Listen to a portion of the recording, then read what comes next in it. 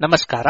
ಇದು ಜಾಣ ಸುದ್ದಿ, ವಿಜ್ಞಾನ, ವಿಚಾರ ಹಾಗೂ ವಿಸ್ಮಯಗಳ ಧ್ವನಿ ಪತ್ರಿಕೆ. ದಿನದಿನವೂ ವಿಜ್ಞಾನ.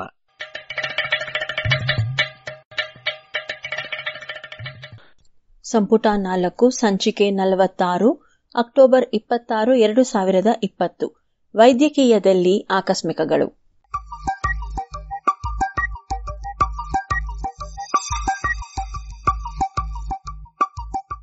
ಅಗಣಿತ ರಹಸ್ಯಗಳ ಅಪಾಯಕಾರಿ ರಕ್ತಹೀನತೆ ಭಾಗ 2.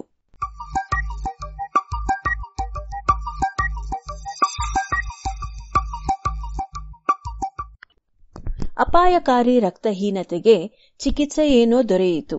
ಆದರೆ ಇವೆಲ್ಲ ಹೇಗೆ ಆಗುತ್ತಿದೆ? ಕಚ್ಚಾ ಯಕೃತ್ನಲ್ಲಿ ಯಾವ ಗುಣಕಾರಿ ಅಂಶವಿದೆ? ಅದು ಯಾವ ರೀತಿ ಇಂತಹ ಮಾರಕ ಕಾಯಿಲೆಗಳನ್ನು ಗುಣಪಡಿಸುತ್ತಿದೆ? ಇಂತಹ ಪ್ರಶ್ನೆಗಳಿಗೆ ಇನ್ನೂ ಉತ್ತರ ದೊರೆತಿರಲಿಲ್ಲ. ಈ ವಿಷಯದಲ್ಲಿ ಸ್ವಲ್ಪ ಪ್ರಗತಿ ಆಗುವಷ್ಟರಲ್ಲಿ ಎರಡನೆಯ ಮಹಾಯುದ್ಧ ಆರಂಭವಾಯಿತು. ಮುಂದಿನ ಪ್ರಗತಿಗೆ ಯುದ್ಧ ಮುಗಿಯುವವರೆಗೆ ಕಾಯಲೇಬೇಕಿತ್ತು. 1948ರಲ್ಲಿ ಅಮೆರಿಕದ ಡಾಕ್ಟರ್ ಕಾರ್ಲ್ ಫೋಕರ್ಸ್ ಮತ್ತು ಬ್ರಿಟನ್ನ ಲೆಸ್ಟರ್ ಸ್ಮಿತ್ ಅವರುಗಳು ಕಚ್ಚಾ ಯಕೃತ್ನ ರಸದಿಂದ ಒಂದು ಕೆಂಪು ಬಣ್ಣದ ಹರಳಿನ ಅಂಶವನ್ನು ಪತ್ತೆ ಮಾಡಿದರು. ಇದಕ್ಕೆ ವಿಟಮಿನ್ B12 ಎಂದು ಕರೆದರು. ಇದನ್ನು ಚುಚ್ಚುಮದ್ದಿನ ಮೂಲಕ ನೀಡಿದರೆ ಅಪಾಯಕಾರಿ ರಕ್ತಹೀನತೆ ಗುಣವಾಗುತ್ತಿತ್ತು. ಇದರಿಂದ ಸಾವಿರಾರು ರೋಗಿಗಳಿಗೆ ನಿತ್ಯವೂ ಕಚ್ಚಾ ಯಕೃತ್ ಸಾರವನ್ನು ಸೇವಿಸುವ ಹಿಂಸೆ ದೂರವಾಯಿತು. ಈ ಕೆಂಪು ಹರಳಿನಂತಹ ಮದ್ದಿನ ರಾಸಾಯನಿಕ ರಚನೆಯನ್ನು ಪತ್ತೆ ಮಾಡುವುದು ಬಹಳ ಕಷ್ಟದ ಕೆಲಸ ಎಂದು ಸಾಬೀತಾಯಿತು. ಅದರ ರಾಸಾಯನಿಕ ರಚನೆಯ ಆಂತರ್ಯದಲ್ಲಿ ಕೋಬಾಲ್ಟ್ ಎಂಬ ಲೋಹದ ಧಾತು ಇರುತ್ತದೆ ಎಂಬ ವಿಷಯ ಮೊದಲು ಪತ್ತೆಯಾಯಿತು. ಈ ಮಾಹಿತಿಯನ್ನೇ ಬಳಸಿಕೊಂಡು ಡೊರೋಥಿ ಹ್ಯಾಟ್ಕಿನ್ ಅವರು ಹರಳಿನ ಸ್ವರೂಪವನ್ನು ಕ್ಷ ಕಿರಣ ಪಲ್ಲಟದ ತಂತ್ರಜ್ಞಾನದಿಂದ ಪತ್ತೆ ಮಾಡಿದರು. ಇದಕ್ಕೆ ಸುಮಾರು 1 ಕೋಟಿ ಲೆಕ್ಕಾಚಾರಗಳು ಹಿಡಿದವು ಎಂದು ಅಂದಾಜು. ಮಾನವ ಇತಿಹಾಸದಲ್ಲಿ ಅಲ್ಲಿಯವರೆಗೆ ಅಂತಹ ಕ್ಲಿಷ್ಟಕರ ಲೆಕ್ಕಾಚಾರಗಳನ್ನು ಯಾರೂ ಮಾಡಿರಲಿಲ್ಲ. ಈ ಸಾಧನೆಗೆ ಡೊರೋಥಿ ಹ್ಯಾಟ್ಕಿನ್ ಅವರಿಗೆ 1944ರ ನೊಬೆಲ್ ಪ್ರಶಸ್ತಿ ಲಭಿಸಿತು. ಅಪಾಯಕಾರಿ ರಕ್ತಹೀನತೆಯ ಚಿಕಿತ್ಸೆಯ ಕಾರಣ ತಿಳಿಯಿತು. ಆದರೆ ಈ ಕಾಯಿಲೆ ಬಂದದ್ದು ಏಕೆ ಎಂಬ ಪ್ರಶ್ನೆಯಾಗಿಯೇ ಉಳಿದಿತ್ತು. ಜಠರದಲ್ಲಿ ಆಮ್ಲ ಇರುತ್ತದೆ ಎಂಬ ಅಂಶ 19ನೇ ಶತಮಾನದಲ್ಲೇ ತಿಳಿದಿತ್ತು. 1877ರಲ್ಲಿ ಡಾಕ್ಟರ್ ಗಾರ್ಡ್ನರ್ ಮತ್ತು ಡಾಕ್ಟರ್ ವಿಲಿಯಂ ಆಸ್ಲರ್ ಬರೆದಿದ್ದ ವಿಷಯಗಳನ್ನು ಬೆನ್ನು ಹತ್ತಿದ ಲೆವಿನ್ ಮತ್ತು ಲಾರ್ಡ್ ಎಂಬ ಸಂಶೋಧಕರು 1921ರಲ್ಲಿ ಅಪಾಯಕಾರಿ ರಕ್ತಹೀನತೆಯ 150 ರೋಗಿಗಳಲ್ಲಿ ಜಠರದ ಆಮ್ಲವನ್ನು ಪರೀಕ್ಷಿಸಿದರು. ಅಷ್ಟೂ ರೋಗಿಗಳ ಪೈಕಿ ಯಾರ ಜಠರದಲ್ಲೂ ಆಮ್ಲದ ಅಂಶವೇ ಇರಲಿಲ್ಲ. ಅಪಾಯಕಾರಿ ರಕ್ತಹೀನತೆಯ ಪತ್ತೆಯಲ್ಲಿ ಇದು ಮಹತ್ವದ ಅಂಶವಾಯಿತು. ಆದರೆ ಇದಕ್ಕೂ ಕಾಯಿಲೆಗೂ ಏನು ಸಂಬಂಧ ಎನ್ನುವುದು ತಿಳಿಯಲಿಲ್ಲ. ಈ ಪ್ರಶ್ನೆಯನ್ನು ಹಿಂಬಾಲಿಸಿದ ಅಮೆರಿಕದ ವೈದ್ಯ ಡಾಕ್ಟರ್ ವಿಲಿಯಂ ಕಾಸೆಲ್ ಕಚ್ಚಾ ಯಕೃತ್ತಿನಲ್ಲಿ ಇರಬಹುದಾದ ಯಾವುದೋ ಒಂದು ಅಂಶವನ್ನು ಸಾಮಾನ್ಯ ಜನರ ಜಠರ ತಯಾರಿಸುತ್ತದೆ.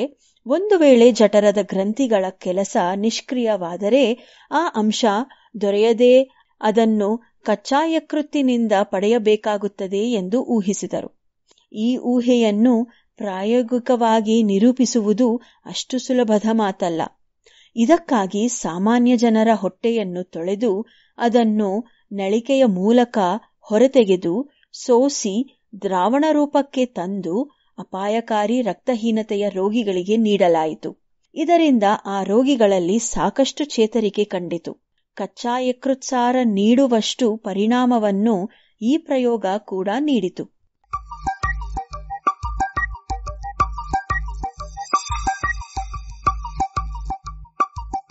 ಪ್ರಯೋಗದ ಮುಂದಿನ ಹಂತದಲ್ಲಿ ಡಾಕ್ಟರ್ ಕಾಸೆಲ್ ಅದೇ ದ್ರಾವಣವನ್ನು ಚೆನ್ನಾಗಿ ಕಾಯಿಸಿ, ಬಿಸಿಯಾಗಿಸಿ, ತಣ್ಣಗಾಗಿಸಿ ನಂತರ ಅಪಾಯಕಾರಿ ರಕ್ತಹೀನತೆಯ ರೋಗಿಗಳಿಗೆ ನೀಡಿದರು. ಆಗ ಯಾವುದೇ ಗುಣಕಾರಿ ಪರಿಣಾಮ ಕಾಣಲಿಲ್ಲ. ಈ ಪ್ರಯೋಗದ ಮೂಲಕ ಡಾಕ್ಟರ್ ಕಾಸೆಲ್ 2 ವಿಷಯಗಳನ್ನು ಮನದಟ್ಟು ಮಾಡಿಸಿದರು. ಒಂದು, ಸಾಮಾನ್ಯ ಮನುಷ್ಯರ ಜಠರದಲ್ಲಿ ಒಂದು ಆಂತರಿಕ ಅಂಶ ಇರುತ್ತದೆ. ಇದು ರಕ್ತದ ಉತ್ಪಾದನೆಯಲ್ಲಿ ಮಹತ್ವದ ಕಾರ್ಯ ನಿರ್ವಹಿಸುತ್ತದೆ. ಒಂದು ವೇಳೆ ಅದು ಉತ್ಪತ್ತಿ ಆಗದಿದ್ದರೆ ಅಪಾಯಕಾರಿ ರಕ್ತಹೀನತೆ ರೋಗಕ್ಕೆ ಕಾರಣವಾಗುತ್ತದೆ. ಎರಡನೆಯದು, ಈ ಆಂತರಿಕ ಅಂಶವನ್ನು ಕಾಯಿಸಿ ಬಿಸಿ ಮಾಡಿದರೆ ನಾಶವಾಗುತ್ತದೆ. ಆಂತರಿಕ ಅಂಶ ಇದ್ದ ದ್ರಾವಣಕ್ಕೆ ಅಲ್ಪ ಪ್ರಮಾಣದ ಕಚ್ಚಾ ಯಕೃತ್ತನ್ನು ಸೇರಿಸಿ ನೀಡಿದರೂ ಬಹಳ ಉತ್ತಮ ಪರಿಣಾಮ ಲಭಿಸುತ್ತಿತ್ತು. ಇವೆಲ್ಲ ವಿಷಯಗಳನ್ನು ಡಾಕ್ಟರ್ ಕಾಸಲ್ 1930ರಲ್ಲಿ ಪ್ರಕಟಿಸಿದರು. ಆದರೆ ಡಾಕ್ಟರ್ ಕಾಸಲ್ ಅವರ ಚಿಕಿತ್ಸೆಯ ವಿಧಾನವನ್ನು ಪ್ರಾಯೋಗಿಕವಾಗಿ ದೊಡ್ಡ ಪ್ರಮಾಣದಲ್ಲಿ ಬಳಸಿಕೊಳ್ಳುವುದು ಸಾಧ್ಯವಿರಲಿಲ್ಲ. ಹೀಗಾಗಿ ಅಪಾಯಕಾರಿ ರಕ್ತಹೀನತೆಯ ರೋಗಿಗಳಿಗೆ ಕಚ್ಚಾ ಯಕೃತ್ ಸಾರವೊಂದೇ ದಾರಿಯಾಯಿತು. 1949ರಲ್ಲಿ ಪ್ರಾಣಿಗಳ ಜಠರದಿಂದ ಈ ರೀತಿಯ ದ್ರಾವಣವನ್ನು ತಯಾರಿಸಿ ನೀಡಿದರೂ ಅದು ಅಷ್ಟಾಗಿ ಸಫಲವಾಗಲಿಲ್ಲ. 1950ರ ದಶಕದಲ್ಲಿ ಕೃತಕ ವಿಕಿರಣದ ಬಳಕೆ ವೈದ್ಯಕೀಯ ರಂಗಕ್ಕೆ ಪ್ರವೇಶಿಸಿತು. ಆಗ ಕೃತಕ ವಿಕಿರಣದ ಸೋಸುವ ಕೋಬಾಲ್ಟ್ ಧಾತುವನ್ನು ಬಳಸಿದ ವಿಟಮಿನ್ ಬಿ12 ಅನ್ನು ಶರೀರದಲ್ಲಿ ಸೇರಿಸಿ ಈ ಎಲ್ಲಾ ಪ್ರಕ್ರಿಯೆಗಳ ಮರ್ಮವನ್ನು ತಿಳಿಯುವ ಪ್ರಯೋಗಗಳನ್ನು ಅಮೆರಿಕದ ವೈದ್ಯ ಡಾಕ್ಟರ್ ರಾಬರ್ಟ್ ಶಿಲ್ಲಿಂಗ್ ಮಾಡಿದರು. ಮುಂದಿನ ದಿನಗಳಲ್ಲಿ ಇಡೀ ಪ್ರಕ್ರಿಯೆಯ ಸೂತ್ರಗಳು ಒಂದಕ್ಕೊಂದು ಹೇಗೆ ಬೆಸೆದುಕೊಂಡಿವೆ ಎಂಬುದು ಸ್ಪಷ್ಟವಾಯಿತು. ಆ ಕಥೆಯ ವಿವರಗಳು ಹೀಗೆ. ಅಪಾಯಕಾರಿ ರಕ್ತಹೀನತೆಯ ಮೂಲ ಕಾರಣ ಜಠರದಲ್ಲಿನ ಆಂತರಿಕ ಅಂಶದ ಅಭಾವ ಅಥವಾ ಅನುಪಸ್ಥಿತಿ. ಕೆಲವು ಕಾರಣಗಳಿಂದ ಜಠರದಲ್ಲಿನ ಗ್ರಂಥಿಗಳು ನಾಶವಾದರೆ ಆಗ ಆಂತರಿಕ ಅಂಶ ಇಲ್ಲದಂತಾಗುತ್ತದೆ. ಈ ಆಂತರಿಕ ಅಂಶದ ಕೆಲಸ ಆಹಾರದಲ್ಲಿರುವ ವಿಟಮಿನ್ ಬಿ12 ಅನ್ನು ಬೆಸೆದುಕೊಂಡು ಅದು ಶರೀರಕ್ಕೆ ಲಭ್ಯವಾಗುವಂತೆ ಮಾಡುವುದು.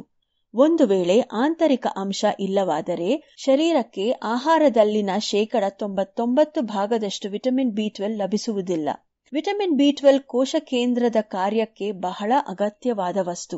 ಶರೀರದ ಯಾವ್ಯಾವ ಅಂಗಗಳಲ್ಲಿ ಕೋಶಗಳು ಒಂದೇ ಸಮನೆ ಉತ್ಪತ್ತಿ ಆಗುತ್ತಿರುತ್ತದೋ ವಿಟಮಿನ್ ಬಿ12 ಅಭಾವದಲ್ಲಿ ಆ ಅಂಗಗಳ ಕೆಲಸಗಳು ನಿಷ್ಕ್ರಿಯವಾಗುತ್ತಾ ಹೋಗುತ್ತವೆ.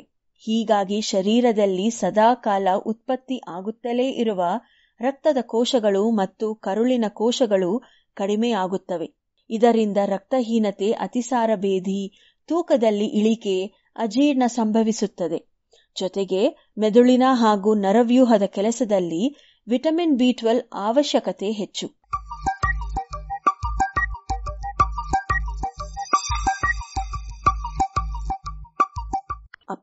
ಅದು ಇಲ್ಲದಾಗ ಅನೇಕ ನರ ಸಂಬಂಧಿ ಕಾಯಿಲೆಗಳು ಸಂಭವಿಸುತ್ತವೆ. ಒಂದು ವೇಳೆ ಆಂತರಿಕ ಅಂಶ ಇದ್ದಾಗ್ಯೂ ಆಹಾರದಲ್ಲಿ ವಿಟಮಿನ್ ಬಿ12 ಇಲ್ಲದಿದ್ದರೆ ಕೂಡ ಹೀಗೆಯೇ ಆಗುತ್ತದೆ.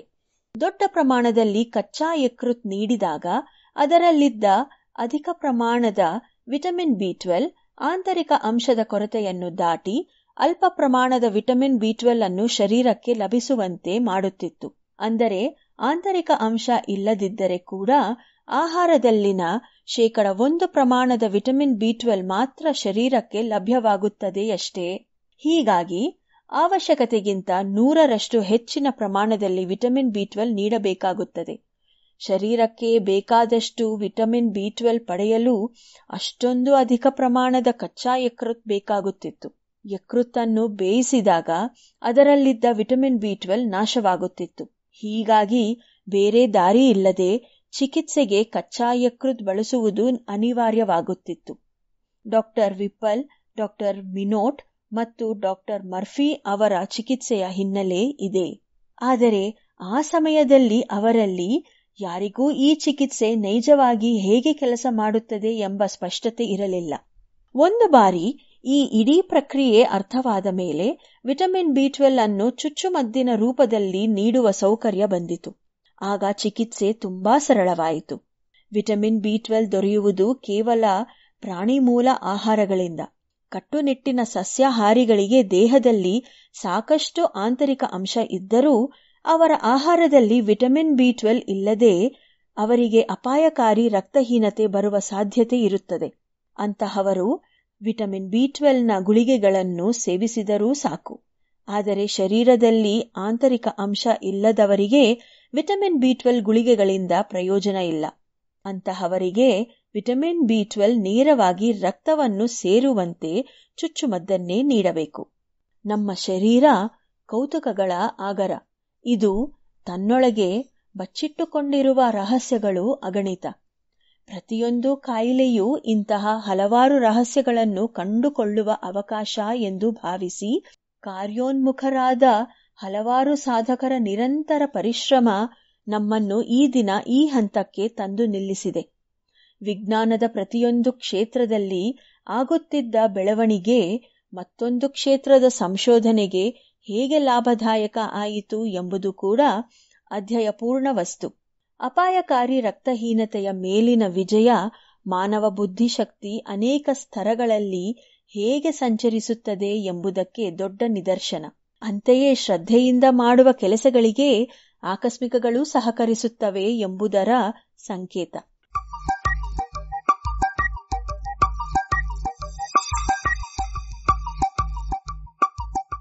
ಇದು ಇಂದಿನ ವೈದ್ಯಕೀಯದಲ್ಲಿ ಆಕಸ್ಮಿಕಗಳು. ರಚನೆ ಕಿರಣ್ ಸೂರ್ಯ, ಜಾಣಧ್ವನಿ ಅಶ್ವಿನಿ.